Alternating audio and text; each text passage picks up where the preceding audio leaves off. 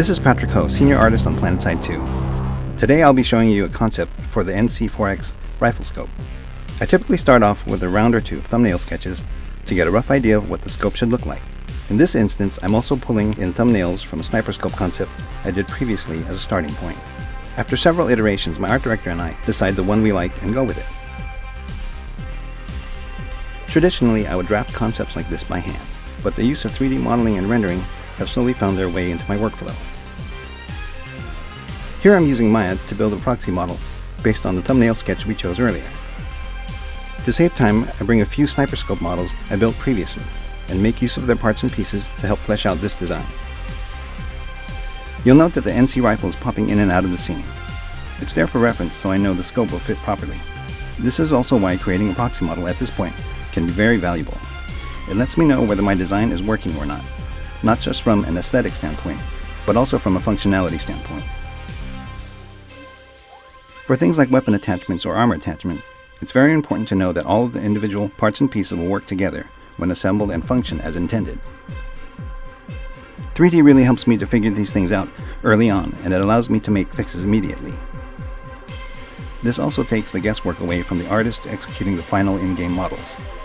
In the end, they are supplied with a very tight concept and a proxy model for reference.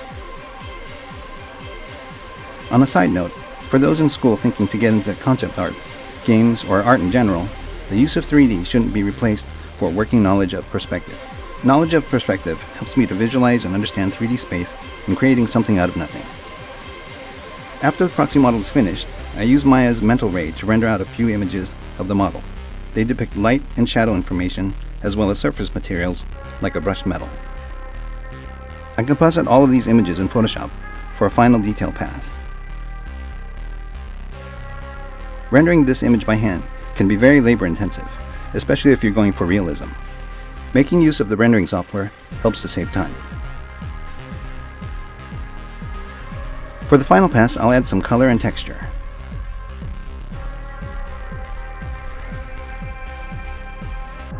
Create additional shadows and highlights.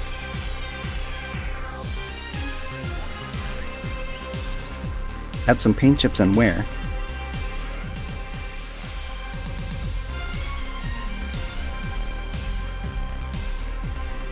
Add a few graphical elements.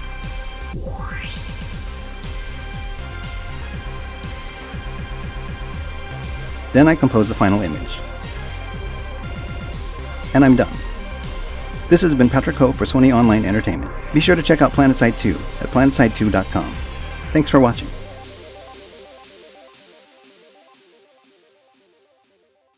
Sony.